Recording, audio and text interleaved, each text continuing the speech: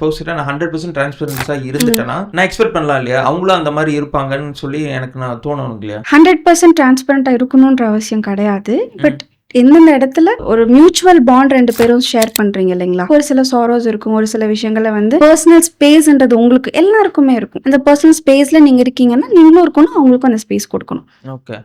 நீங்க உங்களுக்கு 100% நான் டிரான்ஸ்பரண்டா இருக்கேன், நான் அதை அப்படியே எக்ஸ்பெக்ட் பண்ணலாமான்னா ஃபர்ஸ்ட் அவங்க ஏதோ ஒரு கேஸ் ஆகுது அதான் ஃபர்ஸ்ட் அவங்க அந்த அண்டர்ஸ்டாண்டிங்ல இருக்காங்களா, நீங்க 2 பேரும் அந்த சேம் ஃப்ரீக்வன்சில இருக்கீங்களா, எனக்கு என்ன நீடோ அதே நீடு தான் அவங்களுக்கும் நீடா. மோஸ்ட்லி அப்படி பார்ப்போம் நாங்க ப்ரீ மேரிட்டல் கவுன்சிலிங்லலாம். ஒரு சில இடத்துல வந்து MBTIன்னு சொல்லிட்டு ஒரு டெஸ்ட் எடுப்பாங்க, பர்சனாலிட்டி அசஸ்மெண்ட் டெஸ்ட். அதில் ஒரு 16 டைப்ஸ் ஆஃப் பர்சனாலிட்டிஸ் இருக்கும்.